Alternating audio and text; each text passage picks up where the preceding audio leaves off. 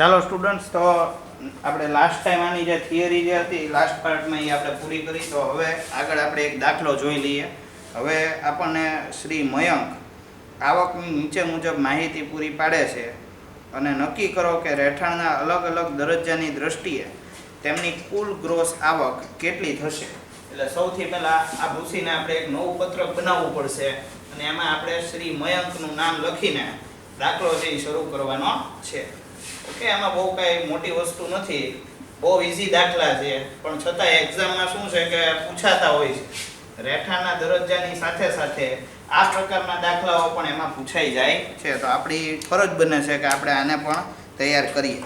બરાબર, એટલે સૌથી પહેલાં અહીં આગળ શ્રી મયંક લખી નાખું છું. બરાબર, એનું પાછલું વર્ષ 18-19 આવું લખવાનું. તે દરેક દાખલો હોય એમાં પાછલું વર્ષ ને આકારણી વર્ષ ભલે આપણે લખવાનું થાય છે. બરાબર, એટલે અહીંયા આગળ 3 કેટેગરી પડશે: વિગત, રહીશ અને અહીંયા હું શોર્ટ ફોર્મમાં લખી સામાન્ય રહીશ. તમે સમજી જજો. બરાબર, સામાન્ય રહીશ. બીજામાં રહીશ સામાન્ય નહીં તેવા, સામાન્ય ન હોય તેવા. અને ત્રીજી આપણી કેટેગરી પડશે એ કઈ છે? બિન રહીશ. ઓકે, હવે એક એક પોઈન્ટ છે ધીમે ધીમે શું છે આપણે આગળ જે સમજણ આપી એના આધારે ચેક કરતા જવાનું. તો પહેલું તો કરપાત્ર પગાર. જો ભારતમાં કોઈ જગ્યાએ આપણે કમાણી કરી તો આમાં કોઈ જગ્યાએ પગારમાં એમ કીધું કે ફોરેન અથવા વિદેશમાં કમાણી કરી પગારની. જો એવું નથી કીધું તો તમારે બાય ડિફોલ્ટ સમજી લેવાનું છે. જ્યારે આવકમાં કોઈ પણ જગ્યાએ ફોરેન અથવા બહારના દેશની વાત ન થાય ત્યારે તમારે સમજી જવાનું કે જે પણ આપણે વાત કરીએ છીએ પગારની, બરાબર, અથવા કોઈ પણ આવકની, જ્યારે કોઈ જગ્યાએ વિદેશનું આમાં કોઈ જગ્યાએ ક્લેરિફિકેશન નથી તો તમારે ઓટોમેટિક સમજી લેવાનું કે આ આવક છે એ શેની છે? ભારતની આવક છે. અને ભારતની આવક તો તમને બધાને ખબર છે કે બિન રહીશ હોય તોય કેવી છે?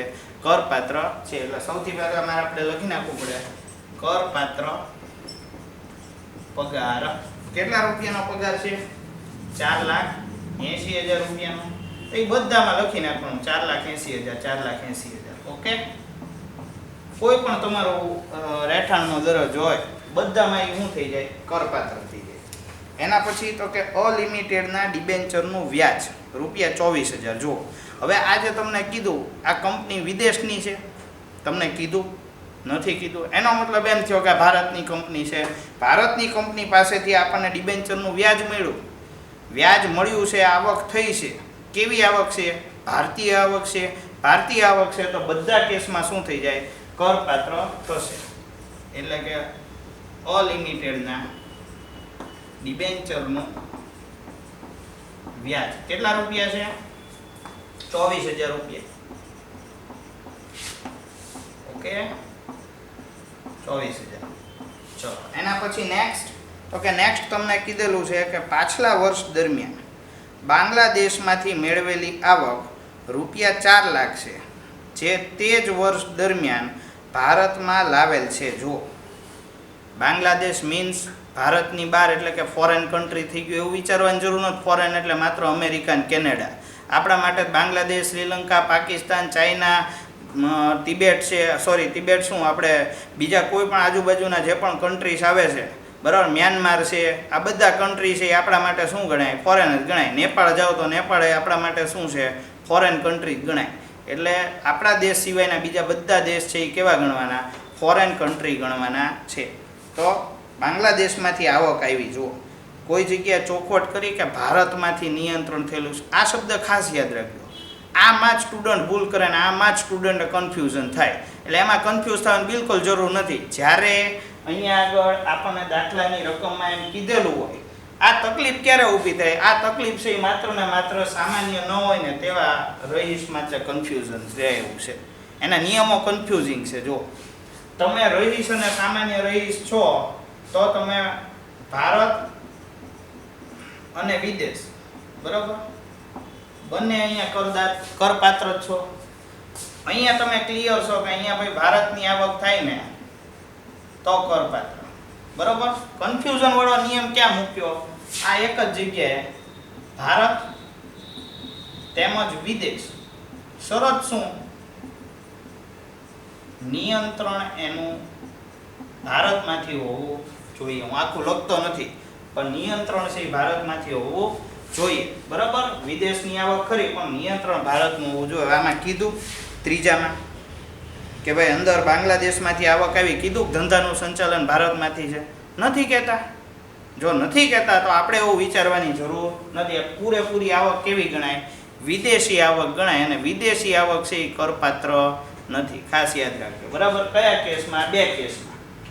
બરાબર, માત્ર રહીશમાં શું થશે? કરપાત્ર થશે. એટલે અહીંયા લખી નાખું છું, બાંગ્લાદેશ માંથી મેળવેલ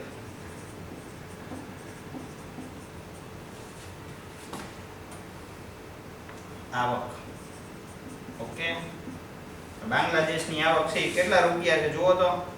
ઓનલી 4 લાખ રૂપિયા છે. તો 4 લાખ રૂપિયા માત્ર આ એક કેસમાં આવશે, આ બંને કેસમાં કાંઈ આવશે નહીં. પછી આગળ જુઓ નેક્સ્ટ, બર્મામાંથી. બર્મા એટલે આપણું જે મ્યાનમાર છે અને બર્મા કે બધા. બરાબર, બર્મામાંથી ઉપાર્જિત આવક રૂપિયા 4,50,000. જો કાઉન્સમાં ચોખવટથી વાંચજો, એ ધંધાનું નિયંત્રણ અને સંચાલન ભારતમાંથી થાય છે. શેના માટે લખ્યું? આ પરિસ્થિતિ માટે.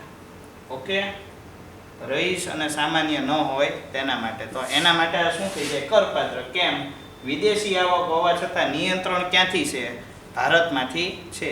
તો આમાં તો ક્લિયર કટ હતું તે. એટલે એક અહીંયા કરપાત્ર થાય કેટલા રૂપિયા? 4,50,000. બરોબર, બર્માની આવક. અહીંયા સામાન્ય ન હોય તેવા રહીશમાં પણ અહીંયા શું થશે?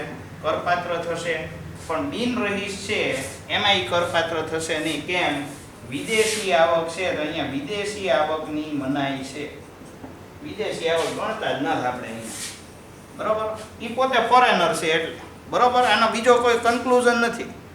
ફોરેનર છે, અહીંયા રહેતો નથી, ઈ આવક કમાવા માટે નથી ભારતના કોઈ સંસાધનનો ઉપયોગ કર્યો, તો શું કરવા ભાઈ ટેક્સ ભરે? ઓકે, એટલે અહીંયા આગળ એક લખી નાખું, બર્માના ધંધામાંથી મેળવેલ આવક. ઓકે, બાકી કોઈ વસ્તુ આમાં વધતી નથી. પૂરું થઈ ગયું. ટોટલ મારી દો. બરાબર, કુલ આવક 4,400 નો ટોટલ મારી દેવાનો. એમાં કે બીજું કઈ આમાં તમારે પ્રોસેસ આવતી નથી. 4,80,000 પ્લસ 24,000. બરોબર, 5,04,000 અહીંયા આવશે,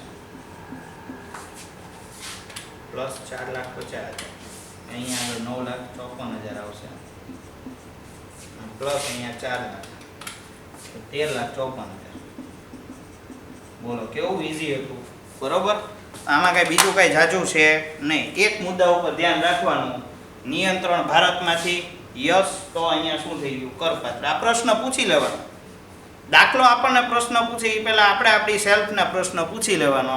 ભારતમાંથી નિયંત્રણ યસ, તો સમજી લેવાનું કે આ બે જગ્યાએ કરપાત્ર, નહીતર કરપાત્ર નથી. જો વિદેશની આવક. ઓકે, બિન રહીશ હોય ત્યારે. ઓકે ફ્રેન્ડ્સ, ઓકે, આપણો બીજો ભાગ છે એ આપણે પૂરો કરીએ અને ત્રીજો ભાગ પછી આપણે શરૂ કરીએ છીએ. ઓકે, એક વખત તોય તમને સમ છે એ ક્લિયરલી દેખાઈ જાય, કાંઈક લખેલું કરેલું હોય ને કાંઈક ન દેખાતું હોય તો એ એક આપણે જોઈ લેવાય. ઓકે, ચાલો.